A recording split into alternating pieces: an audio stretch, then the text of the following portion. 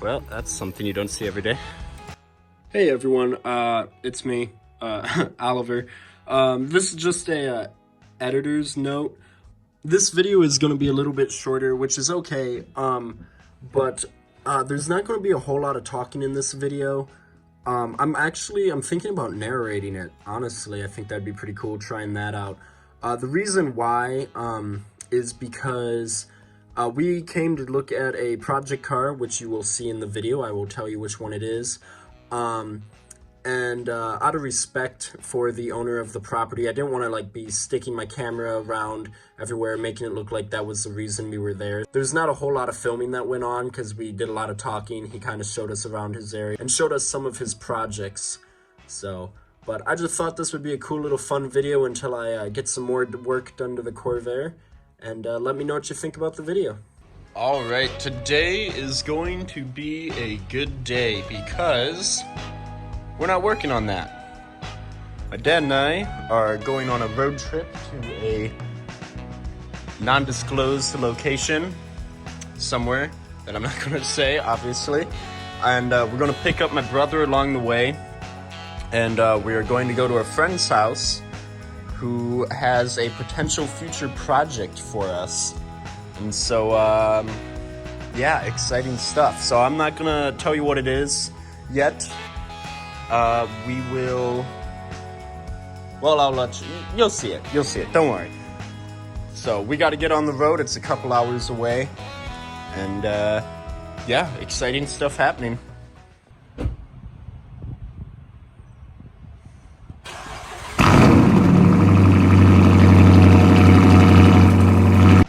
And we're off. I hope this audio turns out okay. I am using a headphone microphone to record this, but we were headed to somewhere in central Iowa that I'm not gonna again say the location, but I just want a quick show right here. A few months ago it's been, the storm Jericho or Jericho came through and basically leveled like a third of the state's crops.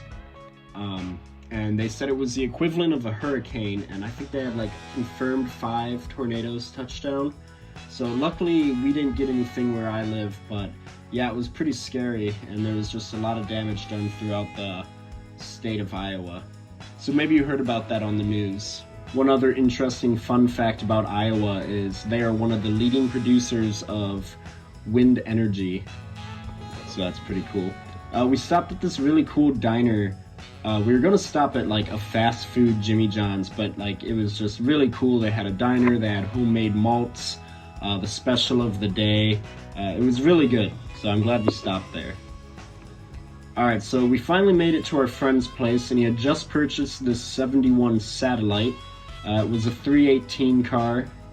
He had just purchased it. He was doing some work to it. I think he was changing the antifreeze in it. And one thing that I really like about these 71, 72 Satellites Roadrunners is how bubbled out the back quarter panels are. You don't realize how big they are until you really get close to them. And then in the next stall over, I think it was a 64 Ford of some sorts. Or was it a Mercury? I don't remember. Anyway, he also had this 71, I think, Charger, 71, and it was fairly clean, honestly. He had the other door, the quarters were pretty solid, but on the cowl area and the front firewall, it was rusty in some weird places. But this is the car that we came to see. My dad was standing in the way. It is a 1969 Plymouth Roadrunner.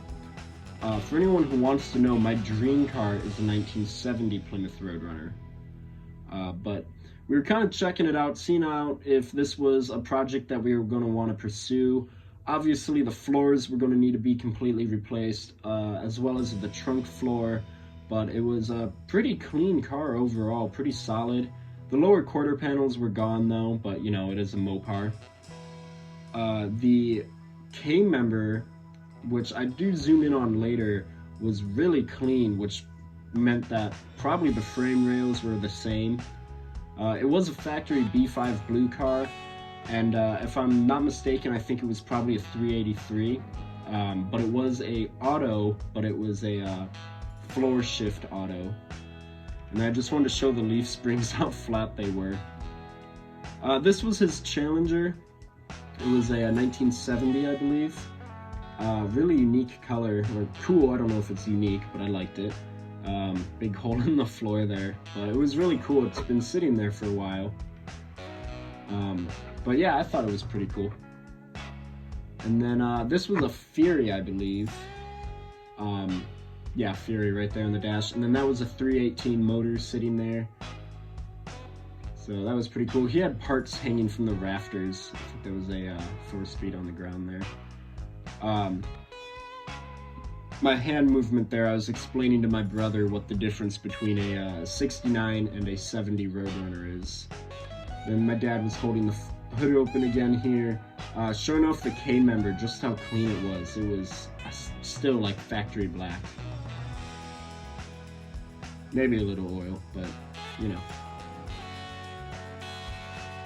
So there's some pop riveted metal there on the lower quarter panel of the 70 Challenger. Still a cool car.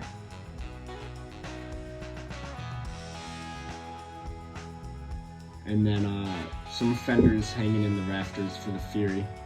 This one was I think a 58 Dodge something. That's all I can tell you. It was a Dodge 58, 57 or 58. Really cool. I love the wings. This was a 68 Plymouth GTX that was very rough, but yet very clean. And honestly, I am in love with it. I think it was a gray color, and then somebody painted it red. Here is what's left of a Mustang. I'm not sure what this was. This was his kind of junkyard area that he shared with some other people. So not everything in here was his. There was an abundance of Chrysler Sebreens? Sure, so we'll say it. And then here was, I'm not sure if they were Dusters or Demons, but there was a pair of Dusters. I'm pretty sure they were Dusters sitting there. And then behind there, up there, that was a Aspen, an RT Aspen. What's left of a Fury, I believe. I think that's a Fury.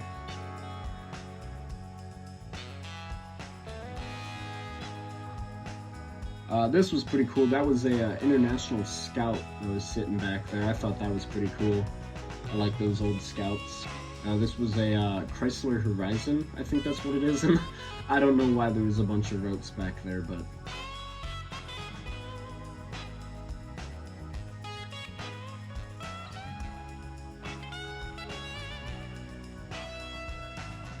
There's a little up close of the International Scout there. I think those are so cool. Look at the rust here on this Fury. Again, I believe it was a Fury.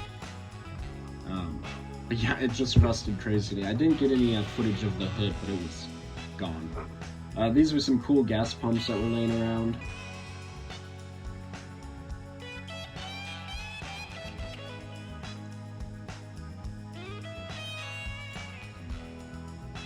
Here was something really cool that I've never seen in the wild before. First, you can just see how far back this goes. There's like a roofline of maybe a Buick back there, but this is what caught my eye. It was a BMW Isetta. I've never seen one in the wild before. I think it would be cool to put like a little Predator go-kart engine on it. That'd be pretty fun. Ooh, cool little cab over. Oh, okay, Vista Cruiser. Now we're on the same page. Look at that. Isn't that a, it's not a Pinto. Is that a Pinto? I think that's a Pinto. I don't know who you're asking. I'm the wrong person. I'm talking to my audience.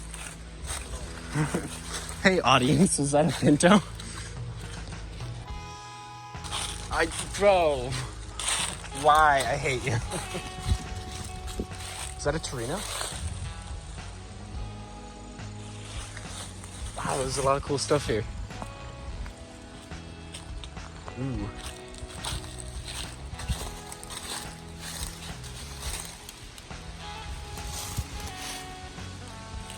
That's cool. What's his name? Dave? Yes. Are you into old cars? I'm like, Nope. I mean, yes. Not like those two are. I'll help work on them, but I'm not going to read them myself. Is that a Roadrunner? 73 Roadrunner?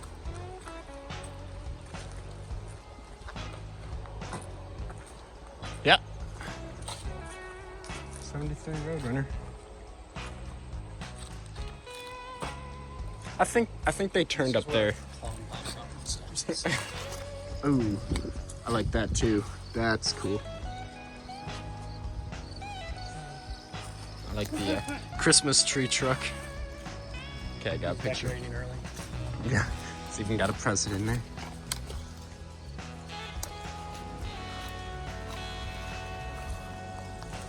Ooh, an old cop charger.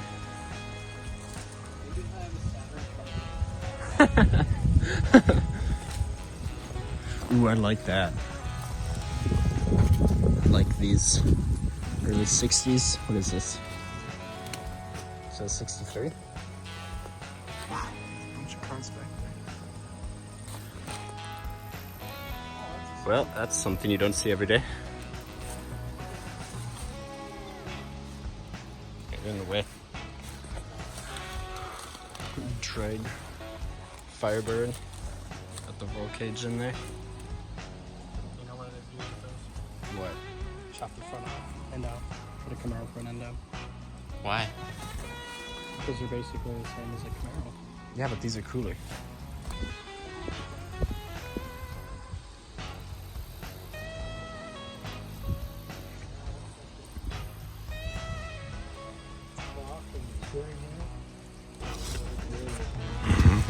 I don't know if I trust that.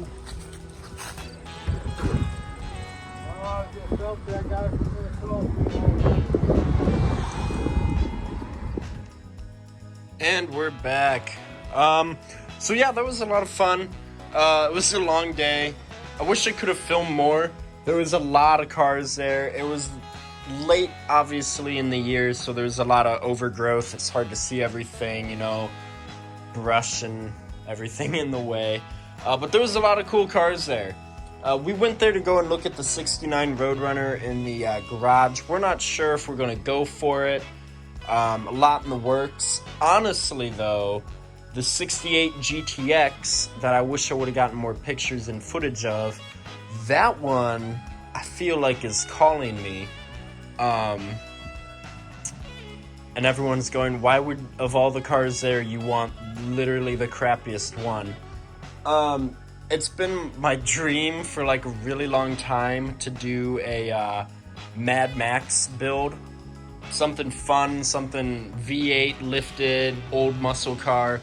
And if you saw the condition of the GTX in person, you would go, okay, yeah, there's really no saving that car. So I wouldn't feel bad about, you know, putting it on a 4x4 suspension and, you know, stuff like that. And I'm probably losing a lot of you as I talk about that.